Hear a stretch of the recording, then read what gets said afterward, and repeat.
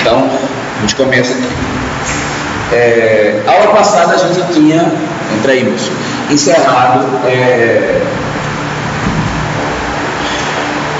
paisagismo no período renascentista e finalizamos com o inglês, não é isso? E a gente explorou bastante cada um dos períodos, vimos as 3 principais civilizações, não que não houvesse paisagismo nas outras cidades, nos outros países, mas esses foram as 3 principais influências.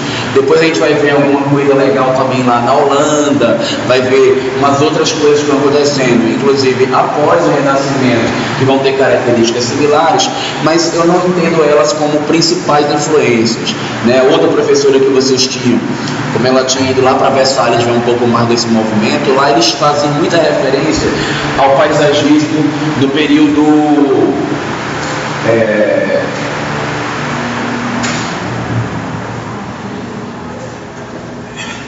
intermediário entre o Renascimento e o modernismo. Só que eu particularmente, eu não acho que, sei lá, um paisagismo maneiro, um paisagismo maneirista, um paisagismo barroco, eles sejam linguagens principais. Na verdade, eles são bifurcações, o aprimoramento dessas 3 linguagens que existiram no Renascimento, que foram sendo influenciadas e foram crescendo, foram se misturando, e eu acho que as características ficam muito claras. Então a gente não vai usar barroco e maneirismo como referências, porque até é difícil classificá-los dentro desses períodos, tá?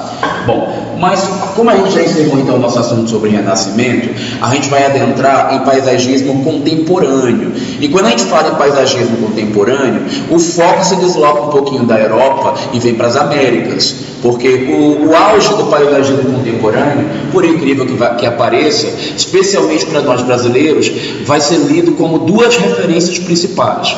A gente vai ter uma referência principal nos Estados Unidos, no início do século XX, e a gente vai ter do meio para o final uma segunda referência, que vai ser o Brasil, que são os 2 maiores expoentes do paisagismo contemporâneo.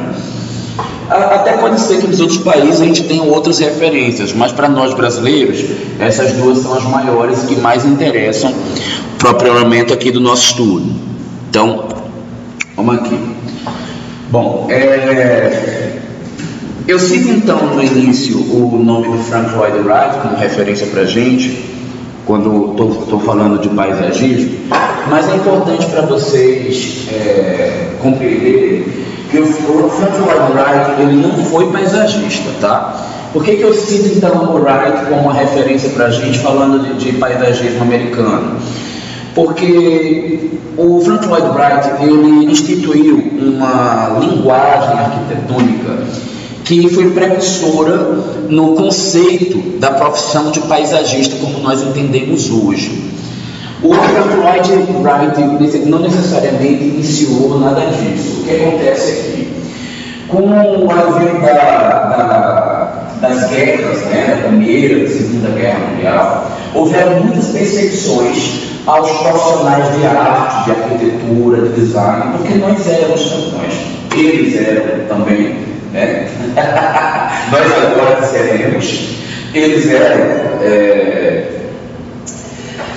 eram também um referencial de opinião, então eles influenciavam, eles tinham poder político, querendo ou não, as linguagens artísticas e as correntes artísticas daquele período, eles eram consequência direta da economia, da política e de muitos movimentos sociais e culturais que poderiam ter repercussões políticas, e por isso mesmo, esse período de guerra, ele fez com que muitas perseguições acontecessem na Europa, fazendo com que os principais pensadores de arte, pensadores de arquitetura e de design, quisessem se deslocar e virem para os Estados Unidos, que até então era a civilização emergente e que estava precisando de grandes cabeças, grandes pensadores. Justamente nesse período começam a acontecer as escolas de arquitetura paisagística.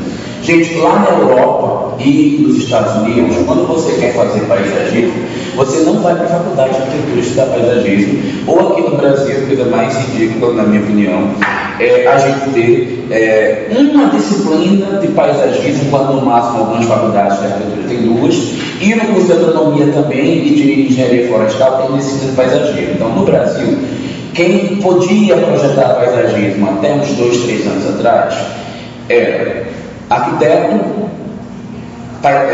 agrônomo, engenheiro florestal e técnico em paisagismo. Não sei se vocês sabem, mas isso é uma profissão regulamentada reconhecida pelo CREA, técnico em paisagismo. Depois de algum tempo para cá, houveram algumas mudanças nas atribuições de arquitetura, de engenharia, inclusive a separação do CREA com o CAL, que isso é recente, que a gente acompanhou. Um pouquinho antes da separação, começaram, até pelas brigas internas que já existiam, que houve essa separação, uma dessas brigas resultou na separação de atribuições. Então, de alguns anos para cá, só quem pode executar paisagismo é técnico em paisagismo, e existe um limite, não é qualquer área que ele pode, agrônomo e engenheiro florestal. Só quem pode projetar projetos de paisagismo é arquiteto. Então, meio que ficou projeto para arquiteto e execução para os demais profissionais. Técnico em paisagismo é o único profissional que pode fazer as duas coisas. Porém, as duas coisas com limitações, enquanto que o arquiteto ele não tem limitação para projeto paisagístico. Ele pode fazer projeto paisagístico da escala de edificação, arquitetura paisagística ou paisagismo urbano, que é a escala maior e mais abrangente. Tá? Então, essa definição dos Estados Unidos, como tudo que se refere à arquitetura, não é bagunçada como aqui no Brasil. Lá, se você vai projetar paisagismo ou arquitetura paisagística, você tem que ser formado em arquitetura paisagística.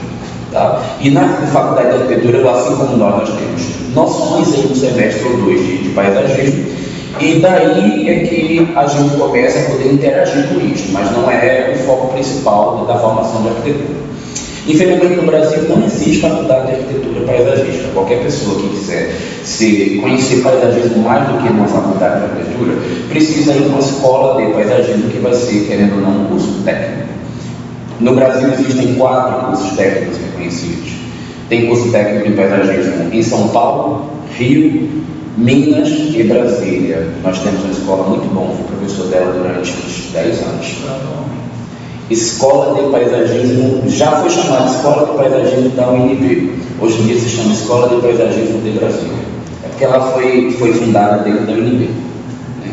Ela iniciou-se com professores da cadeira de paisagismo do curso de arquitetura da Universidade de Brasília, que fundou esse curso, e ele existe até hoje. É um curso de referência, um curso muito bom. Eu, quando comecei a aula lá, eu me impressionei com o nível dos professores, porque eu inclusive estudei também na UNB, estudei em outras escolas particulares, e eu penso ainda mais que seria um curso técnico, né? Putz, vou para outro lugar para ver esse bando de otário que nunca fez projeto, que nem falar porcaria. Mas, gente, lá eu achei bem diferente, eu achei o nível muito elevado, achei muito bom quando eu estava lá. Eu dialogava com os alunos, eu via que os alunos tinham passado por uma preparação muito boa. Bom, mas enfim, por que isso interessa para a gente? Porque a partir desse período, do período contemporâneo e com o advento das escolas americanas e europeias de arquitetura paisagística, que nasce a profissão de arquiteto paisagista, instituída, regulamentar e que dá as atribuições que a gente tem hoje. As escolas de arquitetura no Brasil não têm essa regulamentação separada, mas ela vai fazer parte do currículo do arquiteto, como no Brasil não tem um profissional, somos nós que vamos absorver toda esta carga de possibilidades projetuais. O Frank Lloyd, ele introduziu os Estados Unidos. Bom, deixa eu falar um pouquinho desse cara aqui, antes de começar a falar o que ele fez pelo paisagismo. Quando entrar no Frank, escolher diferenciar meu confuso assim, em relação à arquitetura paisagística e paisagismo. Existem um conceito, né? A arquitetura paisagística. Veja, o que diferencia o paisagismo da arquitetura paisagística é justamente que o paisagismo, ele é porque depende tanto do conceito, viu? Eu vou falar do conceito que o CAL e o CREA fazem, principalmente o CAL faz entendimento, tá? O paisagismo em si, ele não contempla construções agregadas ao projeto de paisagismo. Já a arquitetura paisagística, ela é um misto entre vegetação, espaços, áreas abertas e construções arquitetônicas com estruturas junto disso tudo. Tá? Então, mas só que a linear entre essas duas coisas é muito sutil, é muito difícil, é muito discreta para você separar. Porque, por exemplo, se eu faço paisagem de uma residência, você vai dizer para mim que uma casa de cachorro não é uma construção? Ela pode ser uma construção inclusive maior do que casa. Já projetei casa de cachorro maior do que a casa que eu moro, com mais estrutura do que a casa que eu moro atualmente. Então, é uma arquitetura paisagística, para mim é. Tá? Mas, legalmente falando, desde que exista planejamento de espaço construído, é arquitetura paisagística. É assim que o CAL faz a separação.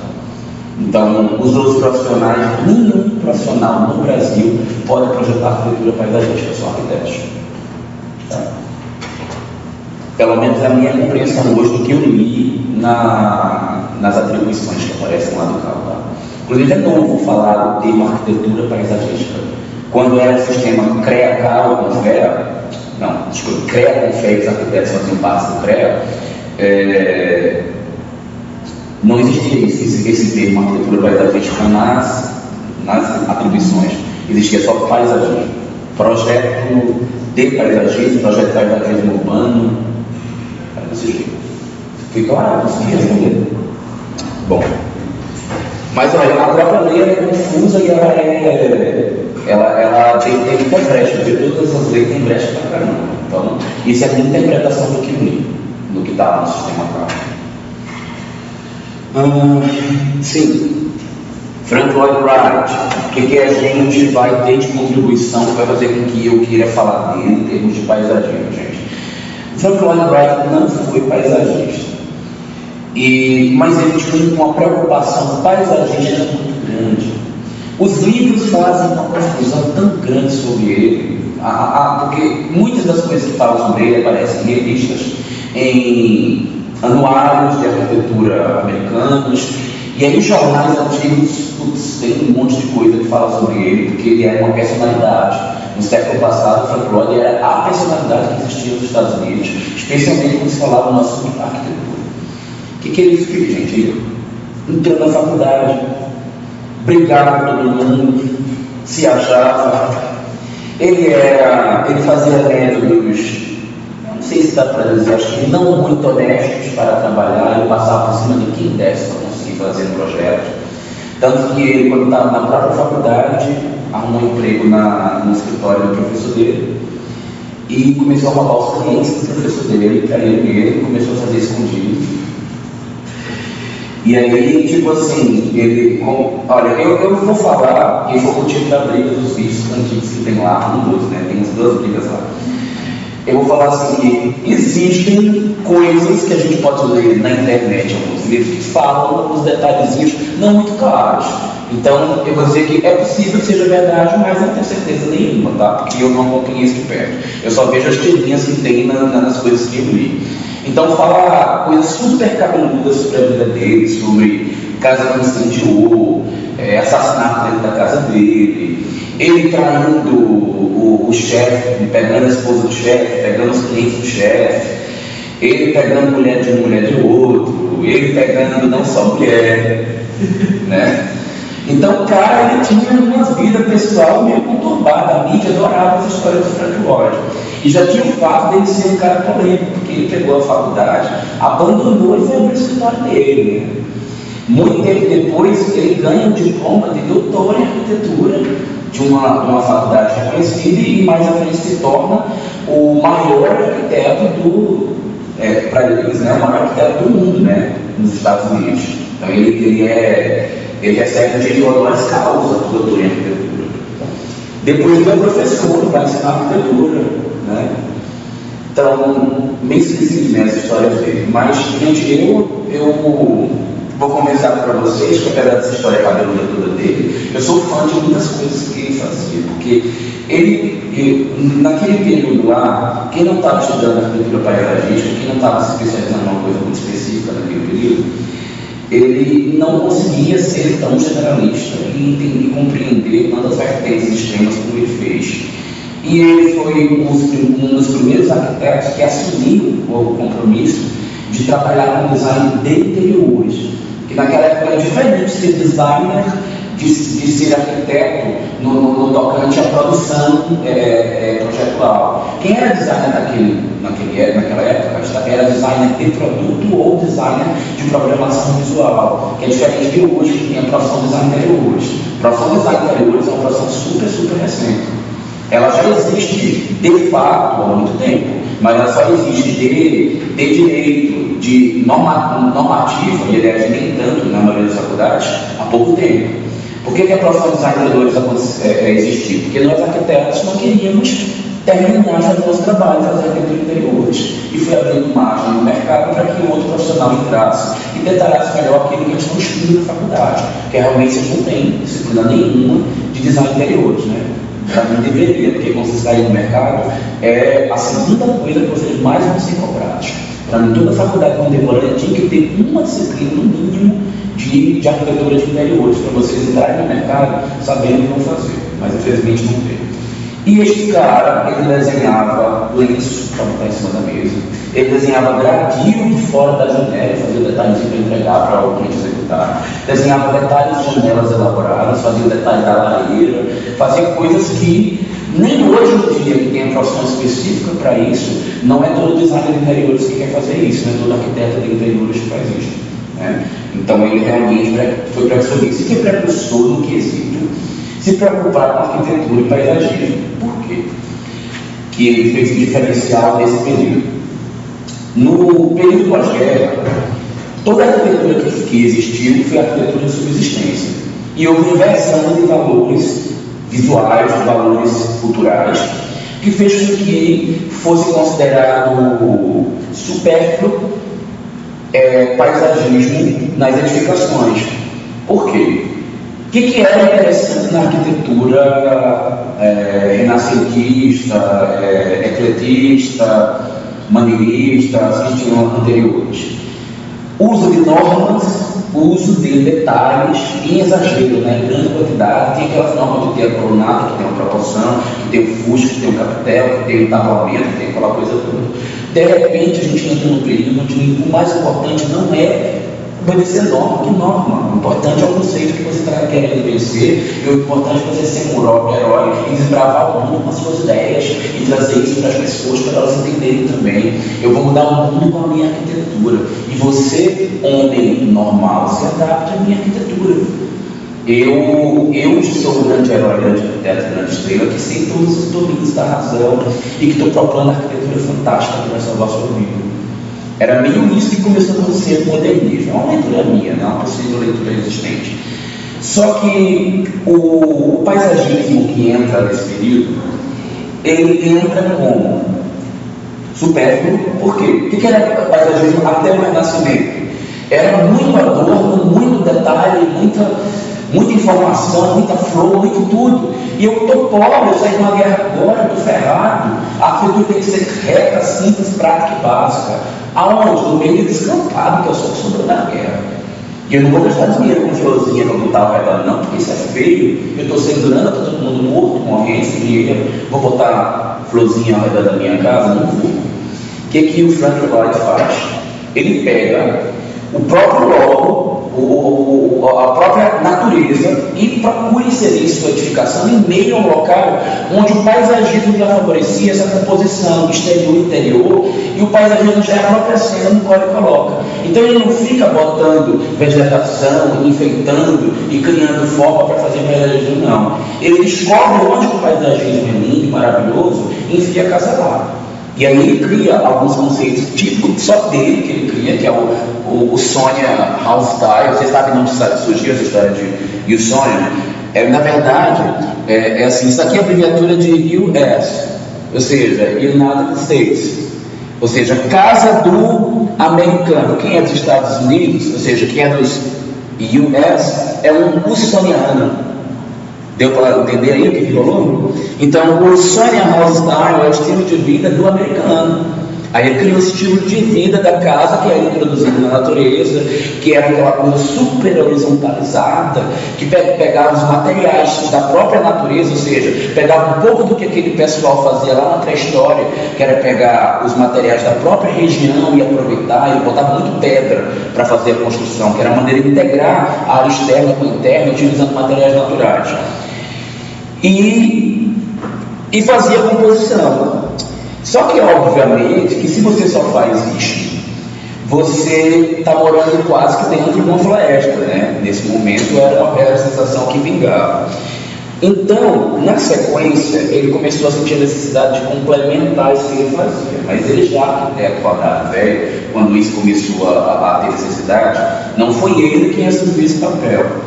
O filho dele, o Frank Jr., que é justamente esse nome do filho dele, virou paisagista, foi estudar arquitetura paisagística. E o que a gente vai ver ao redor dessa casa do Frank Lloyd, porque o que ele faz? Ele trabalha com plantas áridas que não necessitam de tanta manutenção para produzir um resultado visual.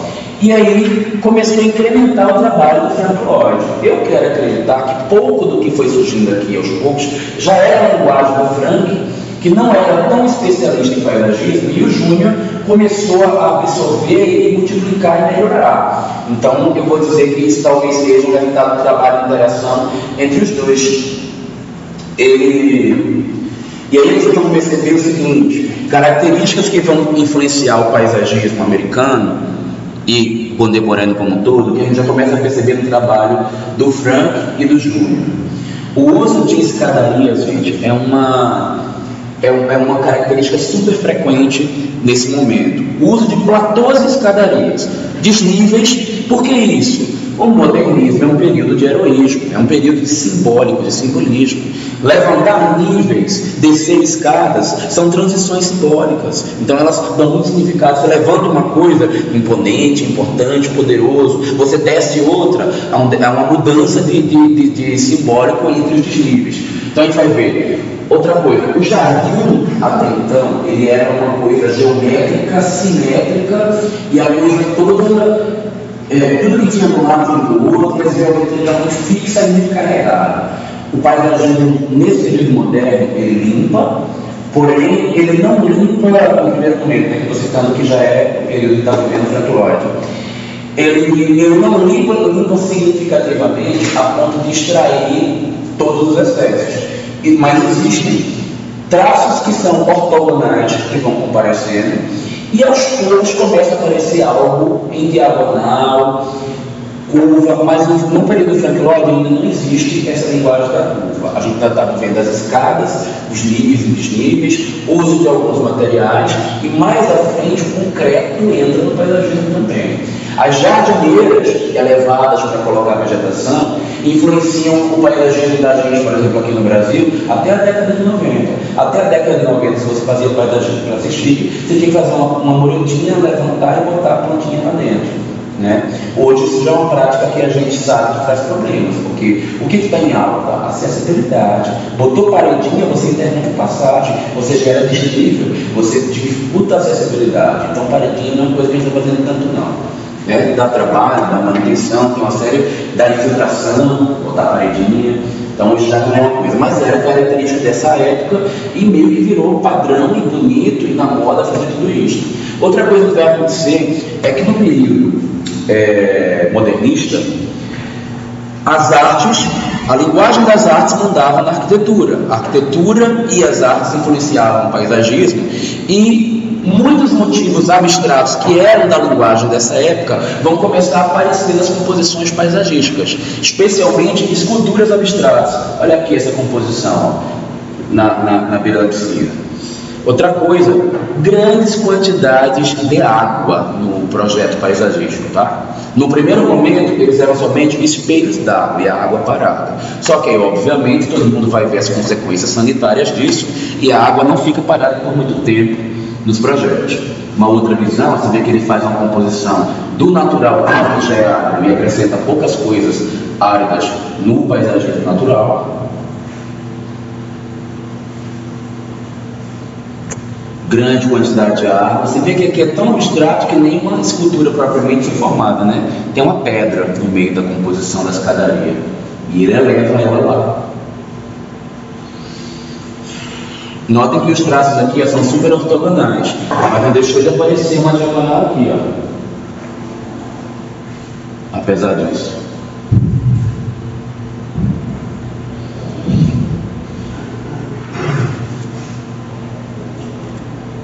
Como eu já havia falado, a arte como um todo começa a comparecer no paisagismo, e normalmente arte abstrata e conceitual. As formas das esculturas que a gente vai perceber no período moderno para contemporâneo, elas não têm mais intenção de imitar a perfeição humana como era no Renascimento e como era na Antiguidade Clássica. Uma estátua aqui, perfeitinha, da silhueta humana, sem nenhuma deformação, era meio que proibido. Porque você não tinha mais que vender perfeição, você tinha que vender conceito no período moderno, né? Então, o que essa escultura está falando quando ela não tem rosto, está se abraçando e está delgada e pintada de preto? Alguma coisa ela está querendo dizer, algum tipo de revolução cultural está acontecendo com esse tipo de linguagem, isso que era importante. E isso começava a encher os olhos das pessoas, esse tipo de conceito que aparece lá. Olha lá, sempre que a figura humana, ela deixa de ser o alvo das composições de escultura. Mas quando aparecia, normalmente ela era deformada, ela tinha um segundo sentido, né? É uma pena que eu não preparei aqui para os slides, porque era uma coisa interessante do contemporâneo, mas a gente vai ver, deixa eu chegar no brasileiro que eu falo, aí vocês me lembram de falar do meu conterrâneo, o Brenan, tá? São esculturas que vale a pena a gente comentar, mas vamos fazer uma pesquisa sobre o Brenan depois, é um trabalho que você vai fazer. Bom, essa aqui é a Casa da Cascata, que você já deve estar careca de saber, né? Que é a casa mais famosa projetada por ele, que há poucos anos atrás ela estava ruindo, né? Estava ruindo justamente porque o Frank Lloyd teimou com o engenheiro lá que fez o cálculo, que tinha que ter um balanço de X metros e tal, e coisa e tal, e forçou a barra para fazer diferente, aí brigou, aí chegou lá na obra, viu que o engenheiro tinha posto um pilar, aí ele falou que ia abandonar a obra, que não ia mais participar, aí eu pedi, fez tudo quanto é coisa lá para ser do jeito dele. E aí antes de terminar a casa ela rachou. E aí teve que fazer os apoios para poder vingar aquilo que ele estava pedindo. Eu não tenho certeza de onde eram esses apoios não, mas pelo que eu vi, me dá a impressão que são essas coisinhas que estão aqui embaixo, né? Eu suponho que seja o que está lá discutido lá no livro, que seja isso daqui, que o balanço maior que tem aqui, ó, né? Tem esse de cá também grandão, mas ele tem pilar aqui, ó, segurando. Eu acho que são esses de cá que ele precisou reforçar. Aí, quando foi pouco tempo atrás, começou a ruir de novo, mas já foi feita uma restauração para recompor. Só que a gente tem que começar a desmistificar e começar a entender algumas coisinhas aí que ele coloca, que para mim são problemas, né, que vão aparecendo na linguagem de todos eles. Eu estou falando como fã do Frank Lloyd, que eu adoro o trabalho dele, eu acho fantástico, a casa dele é inclusive um exemplo da boa aplicação de conhecimento técnico de composição plástica e visual. Ele, num período que ele estava, onde a gente não estava no contemporâneo, estava começando a surgir o moderno, ele fez uma linguagem que até hoje, que nunca a gente vai superar ela, vai sempre ser considerada moderna e atual, né? Bom, mas tem alguns errinhos que a gente precisa compreender. Por exemplo, se a intenção dele era favorecer a visão paisagística, fica tudo maravilhoso, tal, a contemplação da visão da cascata, por onde é que quem está nessa casa curte esse visual da paisagem e da cascata, gente? Não tem. Esse cara que veio para cá e tirou essa foto, ele foi dentro da mata, está lá na mata curtindo a casa, porque essa visão bonita que está aí, ninguém entende dentro da casa. O pior de tudo, a cascata, que é uma coisa linda, não tem como ver porque ela está embaixo de toda a construção. Então isso aqui é muito bonito para inglês ver. Você está lá longe, no meio da mata, atravessou do outro lado por dentro da água, aí você vê essa coisa maravilhosa. Mas quem está na casa não curte nada dessa coisa bacana que a gente está vendo na foto, tá? Oi? Pois é. Você sabe que eu... Mas ele é questão, por exemplo, de outras sensações de televisão, né? Eu percebo vezes de informação. Não, sem dúvida. Por exemplo, eu estou na escalagem de cima. Eu estou dizer que, vou combinar à noite, se a iluminação está da cidade. Eu vou ouvir. Sim, tem outras coisas. Aliás, lembra do que eu falei que ele pega, introduz a casa na natureza para que o paisagismo já seja montado sem precisar de se fazer? É bem isso o objetivo dele. Quem está construindo essa laje está praticamente dentro da árvore, né?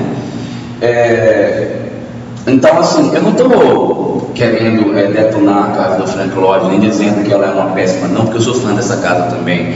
Mas existem algumas coisinhas que é bom a gente aprender, né? Que os outros erram e a gente acumular a nossa carga teórica também.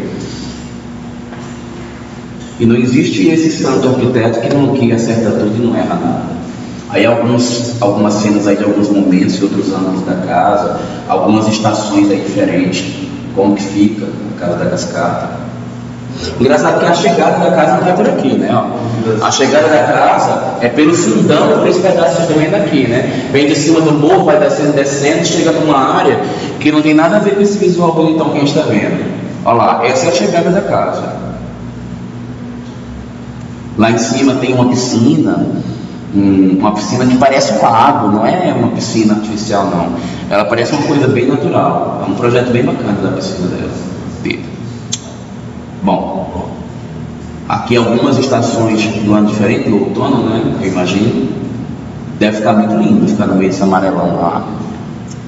Acordar de manhã cedo, olhar para esse visual, bem bacana. Mas já falou muito do Frank Lloyd, né? Vamos falar mais do pessoal que realmente era arquiteto paisagista nesse período. Gente, nesse período aí, todo arquiteto que ficou famoso, conhecido, ele ficou, na verdade, eu acho que os arquitetos paisagistas até hoje, se fizeram um nome e foram conhecidos, de qualquer lugar, é porque eles conseguiram se envolver em esferas políticas. Assumiram cargos públicos em algum lugar, numa universidade, num órgão público que controlava alguma espécie de secretaria de meio ambiente, de parques e praças, de jardins, e acabou fazendo, ou prestando consultoria, ou se envolvendo com um projeto, ou em outro concurso, e aí se envolveu esse pessoal e fez renome. Esse período aí, gente, é um período muito de teóricos que estudaram, foram fazer faculdade de arquitetura paisagística, e aí fizeram seu mestrado, fizeram seu doutorado, e aí depois que ficaram respeitados com um nome teórico dentro da área, que começaram a ganhar os trabalhos, porque foram inclusive eleitos ou diretor, presidente, ou coordenador de uma faculdade importante, de uma universidade importante, e aí ele começa a ter a chance de fazer seus trabalhos. A maioria deles, inclusive, tem muito mais coisas escritas do que projetadas. Muito embora eu veja o Danquino, que tem uma pancada, tem um projeto pra caramba, né? Mas a maioria deles faz isso. E o legal é que eles fizeram muitos livros, deixaram muita coisa escrita para a gente acompanhar. Mas o que eu achei mais chocante, que era o meu interesse, quando antes de entrar na faculdade de arquitetura, eu já tinha interesse muito grande de paisagismo, né? Na época eu virei professor de paisagismo. E quando eu descobri que esses caras que eram os bons de lá, né, que era a minha referência, eu fui ler um livro deles para tentar entender o que eles falam. Gente, pode pegar os nomes que aparecem nesses slides aí que eu cito, e que hoje em dia já existem livros deles para baixar, e tenta ler o que eles escreveram. Gente, tem cada viagem transcendental. Eles falam de cada coisa assim, surreal, que faz parte da atmosfera, de um planeta que eu não faço parte. E eu, particularmente, me frustrei porque eu queria aprender como é que eles faziam aqueles projetos e não aprendi nada, porque no livro deles só fala de conceito artístico, sabe? Fala de uma coisa meio... aquela coisa era para o modernismo, que é porque eles estavam vivendo, né? Eles viveram esse livro. Sim, então vamos ver. Um dos nomes que a gente vai ver aqui, Garrett Echo, ele estudou em Berkeley, né, arquitetura paisagística, depois ele foi fazer design em Harvard. A maioria desses caras eles se juntavam, porque quando você era poderoso e não queria errar, juntava alguém para pegar um projeto maior ainda, e aí o nome ficava forte e amargava tudo, que inclusive eles acabavam com a concorrência. Pô, se só tem eu, Danquino e mais o Thomas. Vão abrir um concurso lá. Se eu concorrer em um deles, meu risco de perder é grande. Vou perder tempo fazendo um projeto que pode ser que ninguém use. Eu não, vou juntar 2, 3 e ganhar aquele projeto com eles. Né? Parece bonitinho dizer que eles trabalharam em parceria, porque eram talentosos e tal, mas é simplesmente uma estratégia econômica. Né? Vou ganhar os projetos. Vamos se juntar. E aconteceu muito, eles fizeram muita parceria. Esse Gecko aqui, ele foi aluno do Thomas, e na sequência foi trabalhar no escritório do Thomas. Aí aprendeu o trabalho do Thomas, se juntou com a galerinha que estava fazendo sucesso também. Se não me engano, esses 3 aqui, quando juntaram, deram até um apelido para eles 3, eles começaram a fazer um monte de coisa juntos. E viajei, deixa eu voltar onde eu estava, falando do Garrett, sim. E aí, em determinado momento, ele se tornou presidente do Departamento de Arquitetura Paisagística de Berkeley, e aí ele escolou, né? Porque era assim que aconteciam as coisas nesse período. Faça a sua faculdade, faça seu mestrado, ser reconhecido, assuma um cargo importante numa faculdade ou num órgão público, e aí você vai ter seu nome jogado na área da arquitetura paisagística. E ele trabalha muito com projetos habitacionais para acompanhar algum imobiliário e fez alguns projetos de campus universitário, grandes áreas comerciais, que isso era super necessário nesse período de pós-guerra, que estava tudo devastado. Desculpa, tá, gente? Nos Estados Unidos, a necessidade era porque estava acontecendo uma grande ascensão comercial, uma grande ascensão econômica no país. E, apesar disso, ainda existia uma crise econômica também nos Estados Unidos, que foi o período que precisou ser feito o New Deal, eles precisaram trabalhar para recompor. E, dentro desses planos de ação do governo que faziam parte do New Deal, que era a recuperação dos Estados Unidos, estava a implementação dos conjuntos habitacionais, dos shoppings, das universidades e outras coisas mais que eles fizeram parte. Características notáveis que a gente vai ver nos trabalhos desses caras todos que eu vou falar agora.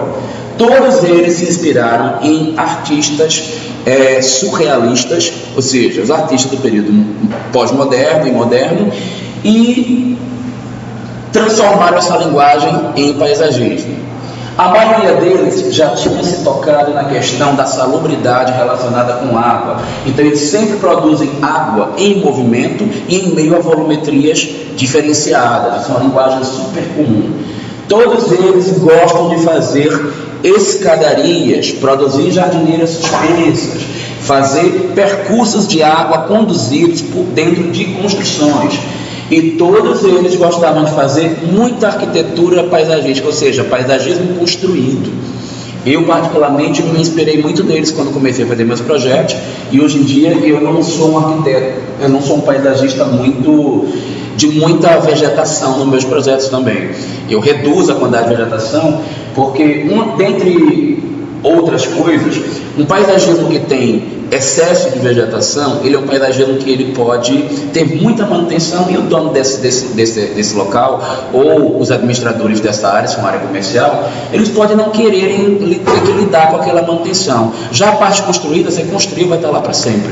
Né? A não ser que haja uma nova reforma, mas não vai ser depredado, não vai morrer, não vai acabar. Então eu gosto muito de trabalhar com pedras, com elementos construídos, com passeios, com canteiros, com iluminação. Eu já fiz inclusive vários projetos onde eu não fiz sequer uma única planta no projeto. Tinha pedra, rocha, bola de concreto, luz, calçadas, passeios, porque foi um pedido do cliente. Falou: não gosto de planta, não boto planta no meu projeto. E eu, naquela época, né, recém-iniciado no projeto de paisagismo, como que ele contrata um paisagista e não pode botar nenhuma planta? Eu fiquei horrorizado, mas depois eu fui pesquisar e descobri que isso era possível, que era até interessante algumas soluções. E aí um dos grandes trabalhos que ele fez foi o do Union Bank Plaza, onde ele pega uma figura, gente, isso daqui, os projetos paisagísticos desse período, eles são praticamente telas abstratas, surrealistas, transformadas em projetos. E isso vai influenciar fortemente o paisagismo brasileiro. Depois que começa a dar aqueles artistas com aquelas telas surrealistas que não tem mais sentido nenhum, aparece Juan Miró, Salvador Dalí, a gente vai ver depois... Gente, fala os franceses aí pra mim, que fazia o quadradinho, um monte de quadradinho de coisinha reta, um atrás do outro. Mondrian. Esses caras aí influenciam essa galera aqui da arquitetura paisagística moderna e começa a aparecer tudo quanto é projeto que se assemelha a isto. Eu gosto muito do traçado aqui do Benny Plaza, acho muito bacana. Bom, ele se influencia muito pela Escola de Belas Artes, então ele vira quase que um discípulo de Walter Gropius, porque começa a usar muitos dos princípios defendidos pela Escola de Belas Artes, que foi inaugurada pelo Gropius, e vão ser referências no trabalho dele, o Kandinsky, o Laszlo, o Malevich e mais alguns outros artistas surrealistas, tá? Na verdade, não é dele não, tá? Essas influências aqui que eu estou citando é para a galera toda, inclusive referência para os artistas, para os paisagistas brasileiros. Outro ângulo aí do Benny Plaza.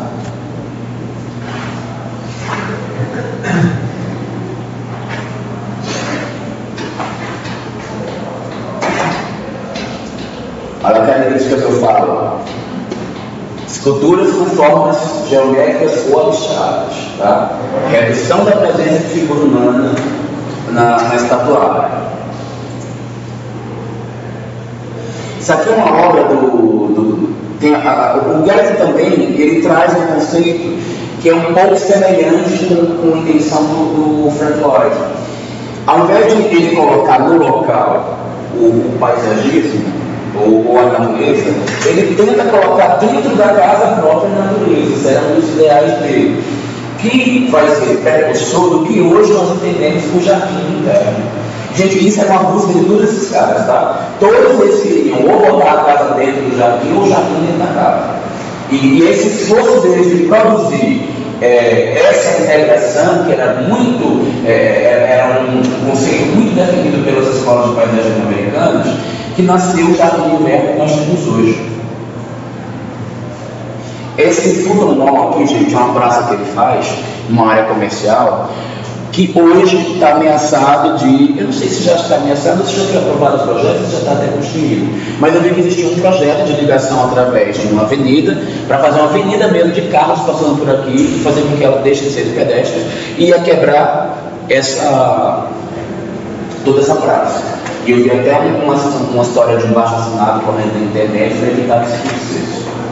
Mas é bem recente, tem pouco tempo que eu ouvi falar nessa história do que se perder essa praça.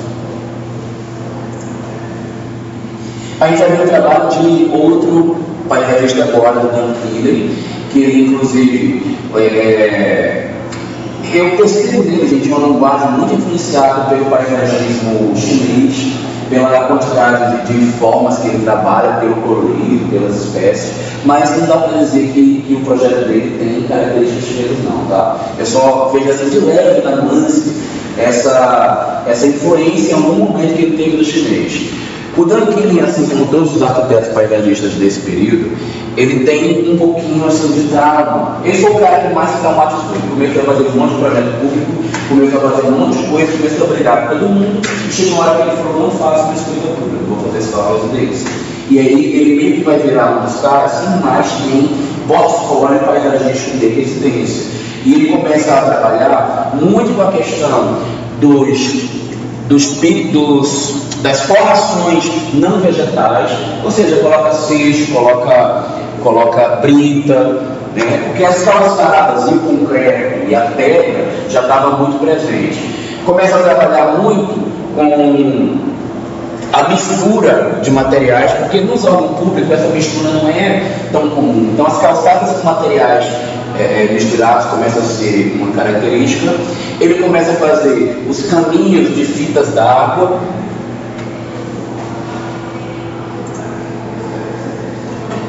Um trabalho importante que ele fez, o Memorial Jefferson de Expansão Nacional em São Luís, que é esse arco aqui grandão. Ele se juntou com Iron Sainelli, se não me falha a memória, e eles dois juntos ganharam esse concurso. Aí a gente vai ver aqui, como eu já ouvi falar, jardineiras suspensas. Qual a diferença de uma jardineira suspensa agora da que a gente vê lá na antiguidade? Essas são ortogonais e são sempre associadas a escadarias. E elas normalmente conduzem a um platô, essas escadarias, tá? O que eu falei que era característica desse período, ó, no outro projeto dele, queda d'água trabalhando sobre volumetria e a água em movimento, que a gente sabe que a água parada ela é insalubre, né? E eles já começaram a se tocar. Tração ortogonal nem vou falar, porque eu já falei bastante, né? Um projeto que deu muita projeção para o Dunquilly foi a casa dos Miller, né? Porque a arquitetura foi projetada pelo Mies van der Rohe. Imagino que ia ser fazer o paisagismo da casa que o Mies van der Rohe projetou, né? Então ele ganhou muita projeção. Ó, gente, essa família aqui é uma família de empresários muito ricos, é um nome muito poderoso dos Estados Unidos. Então, qualquer um que tivesse acesso a projetar esses caras aqui, ou ele já era muito pica grossa, ou ele ia virar depois que projetasse. Então, a gente vai perceber, por exemplo, que o Van der Rohe pegou a casa dele para fazer, o Dunquilly pegou o projeto de paisagismo, e esse cara aqui, ó, Henry Moore, que fez as esculturas. Essa daqui, inclusive, dessa mulherzinha aqui, uma cópia dessa daqui, veio para aqui para o CCBB em Brasília, uns 6 anos atrás. Aí eu levei uma das turmas que eu estava para visitar ela, inclusive, nesse período. É muito bacana, muito interessante. Eu tenho até foto. Não, peraí, tô mentindo, não foi 6 anos atrás, não. Foi há 10 anos atrás que teve aqui uma visita com as esculturas do Rembrandt. Então, é assim, outra coisa.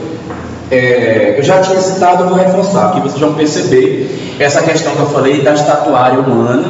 Quando a estatuária humana aparece nas esculturas contemporâneas, em termos de paisagismo, percebam sempre que existem deformações, nunca se vai ver ela na proporção exata, porque existe todo um conceito que está por trás dessa linguagem que vai ser passado, que não é a figura humana em si, né? Ele deve ter os ideais dele aí explicados. O próprio paisagismo aqui, gente, tem um quesito muito simbólico. A questão é simbólica aqui. Percebam que existe uma ladeira de árvores e ela conduz a uma composição lá no fim. Isso aí tem a questão da suntuosidade. Existe alguma intenção no trajeto entre isso que está aqui e essa escultura, que provavelmente ele queria enfatizar quando faz essa composição.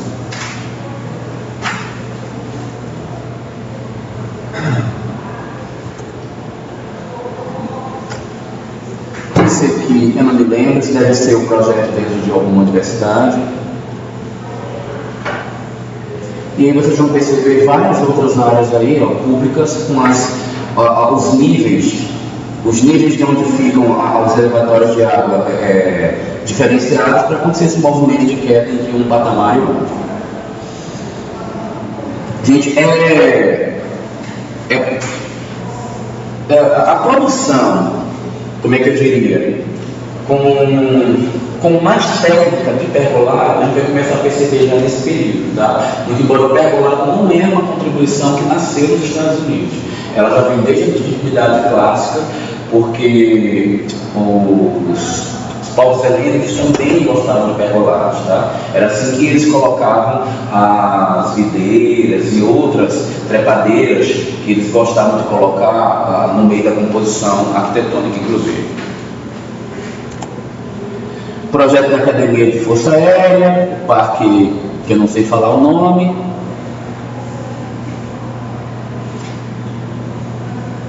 Gente, como o geyser é um fenômeno natural nos Estados Unidos, existe essa formação da água que brota do solo e faz um fluxo d'água, então a gente vai começar a ver, ao invés de fontes que fazem a água descer, a gente vai ver um jato d'água jogando água para cima, e a desenvolvimento ele vai herdar esse tipo de linguagem, tá? Isso aparece nos projetos deles.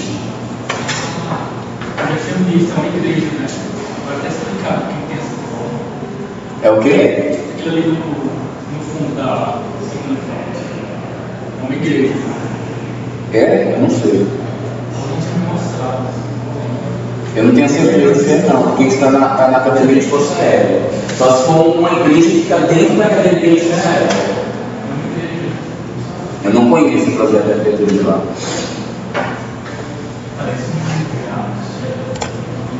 Ó, essa aqui, gente, eu estava falando aqui, me perdoe, correção. O cara revoltado que começou a trabalhar depois que residência se executou foi o James Rose, tá? Não foi o Dani Killian. Tanto que eu mostrei para vocês um monte de projetos de áreas públicas para dominância da área pública. O James Rose, ele vai ter a maior parte da atuação dele já voltada para a parte residencial mesmo, né? Então, ó, ele começa a se sentir limitado, ele acha que a criatividade dele está limitada por estar fazendo projetos para áreas públicas e começa a preferir fazer projetos privados, né? Começa a trabalhar para as famílias.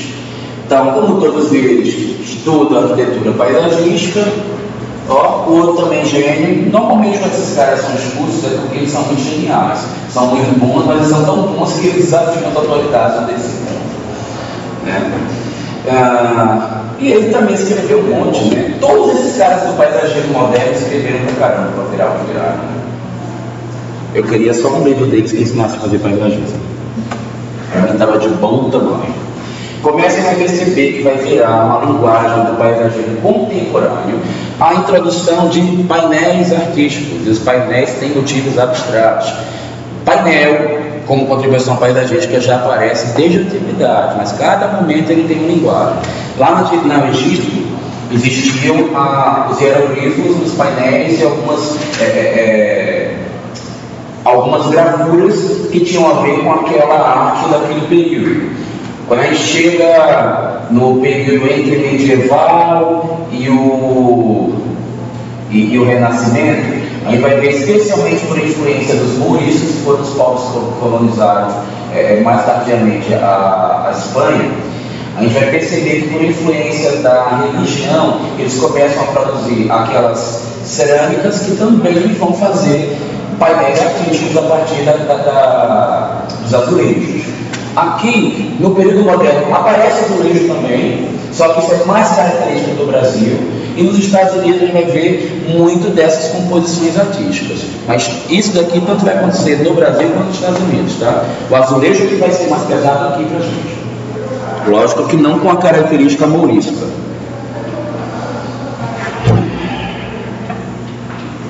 O James Rose já introduz essa linguagem dos desníveis frente à piscina e ele começa a fazer a área de... Vocês lembram que eu estava falando da China, do efeito de você estar na frente de uma área que vai cair, que é o mirante? Então ele começa a produzir a linguagem de piscinas com mirantes, uma característica dos projetos dele.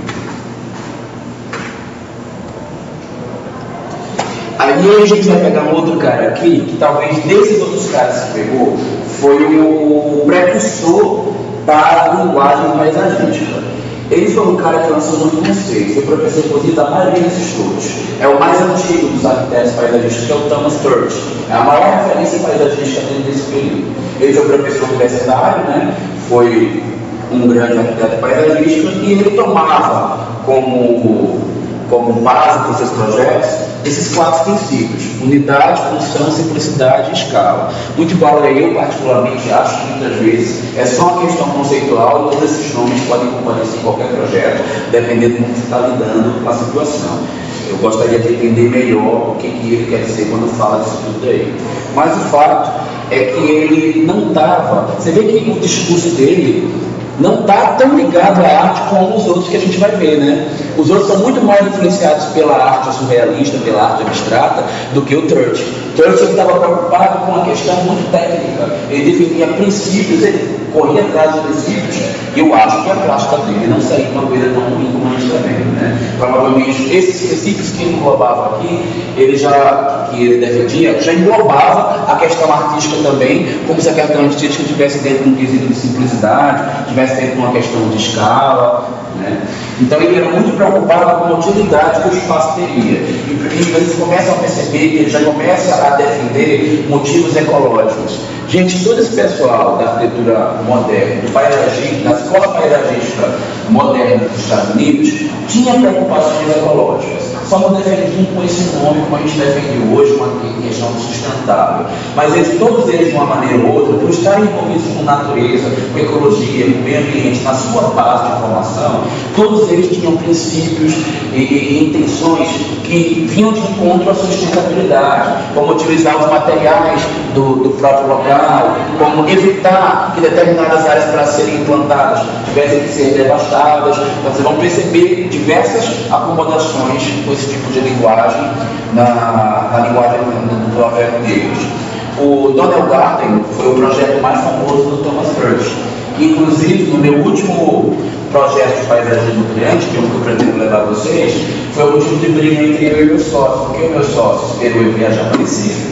Eu projetei uma piscina com um formato que eu achava que era mais adequado para casa. Ele foi lá na obra, pegou um livro de história de paisagismo, abriu o projeto com essa foto que vocês estão vendo e tentou copiar a piscina do Thomas Church. E chegou lá com uma mangueira, esticou a mangueira assim no chão e fez o desenho e mandou acabar e fazer o projeto da piscina.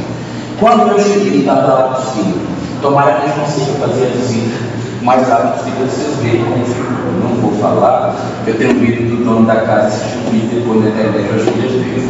E eu não fiquei muito satisfeito não, com a forma ele estava, eu briguei com o meu sócio, separei com o meu sócio durante esse projeto, e o dono da casa eu briguei, fiquei sem falar com ele por uma semana.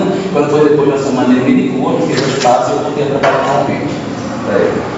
E até hoje o meu sócio vem do projeto e diz assim, eu que projetei, o Raul só passou AutoCAD. Ele fala desse jeito, né? Ele levou os amigos dele lá, eu do lado dele assim, aí ele passou, terminou de passar comigo e falou isso, pertinho. Ele sabe desenhar uma bola com copo, coitado. Não tem a menor condição de lançar um laço, os únicos laços expressivos, concretos, fortes, como existia nesse projeto meu que ele copiou, era um projeto eram coisas geométricas, né, que tinha feito. Pois ele detalhou tudo que ele não sabia nem como é que desenhava tudo do piso para poder executar. Eu acho que até esse motivo que ele copiou esse cara. Ele não deu conta de fazer a execução quando não estava certo. Tomara que ele assista o vídeo, porque ele sim eu quero que ele escute isso. Eu já xinguei muito ele. Ele também já fez as partes, assim, separou. Já fui lá no escritório dele, já fui uma vez de novo, aí eu já fiz as partes xingando de novo. Enfim, é um caso de amor e ódio até hoje. Vocês viram aí, ó, a complementação do piso preservando a vegetação nativa, né? Nesse projeto dele. Não é a principal característica dele, na minha opinião, não, mas esse projeto aqui de maneira bem presente. Você vê que realmente que existe simplicidade, ele coloca isso em voga, né? Aquele exagero que existia no Renascimento, a gente tinha um monte de planta, topiaria não é característica de amigo contemporâneo, gente, porque topiaria quer dizer que para manter a casa, a vegetação com aquela forma, de 15 em 15 você tem que pagar uma pessoa para ir lá e cortar de novo, e é caro, né? Então, e essa planta cresce rápido, ela vai dando problemas, e aquelas folhinhas, toda planta que ela suporta a topiaria é porque ela tem folhinhas pequenininhas. Toda planta que tem flor pequena, folha pequena, quer dizer que ela solta tudo, solta muito, dá muita manutenção. O estilo de vida contemporâneo não suporta esse tipo de condição, tá? Então, na arquitetura moderna, que vai dar sequência na que a gente está hoje, que é contemporânea, que elas duas são bem próximas, a gente vai ver que as pessoas priorizam tudo que não dá manutenção. O primeiro pedido de 99 em cada 100 clientes que eu tenho é que não dê manutenção e seja fácil de mudar. Então, como isso é uma preocupação constante, os dois pedidos principais que contrata paisagismo aqui em Brasília. Faça o jardim sem dar manutenção, ele quase que ele quer uma planta robótica, né? Ele não quer botar água, ele não quer adubar, ele não quer cuidar, ele não quer nada, ele quer que a planta fique lá viva, o tempo inteiro. Por isso que eu faço essa construção. E quando ele começa a falar isso, aí eu coloco pedra, eu coloco tijolo, eu coloco concreto, eu coloco qualquer coisa que ele não precise carregando, nem cuidando. Mas ele pede, não quer dar manutenção, tem que ser muito barato, porque eu gastei o dinheiro todinho com a casa. Vai dar uma desgraça, não faz agora não, pelo amor de Deus. Espera os 2, 3 anos de dinheiro e vai direito. Porque se você investir 5% do que você gastou na sua casa em termos de paisagismo, o valor venal do imóvel aumenta 20%. É um lucro de 15% se você fizer um investimento correto, bem planejado. Se você investir 3%, sua casa aumenta 10%. Eu preferiria investir 5% e ganhar 20% na casa. É matemática pura, estava falando porque eu já fiz, já acompanhei a venda da casa dos meus clientes e percebi a diferença. O autor do projeto que eu falei agora há pouco, que deu a briga toda que eu expliquei para vocês, a casa dele aumentou 100% valor, porque ele fez um paisagismo, vocês vão ver depois, não foi qualquer coisa. Ele falou assim, vamos primeiro fazer paisagismo, depois eu penso como vai ser a casa. Eu dei esse preço dele. Esse paisagismo, o paisagismo dele tem 3 lagos, 3 fontes, tem 2 cascatas, 3 morros de paisagismo em vegetação, tem 3 escadas, tem pista para passeio de carro, passeio de moto, pista para andar comum, tem área de piscina, tem um bar com churrasqueira, só que o bar com churrasqueira ficou um negócio meio assim real, não dá para você ir lá usar mesmo com churrasqueira, pelo menos para mim eu não achei, né? É uma área bem bacana.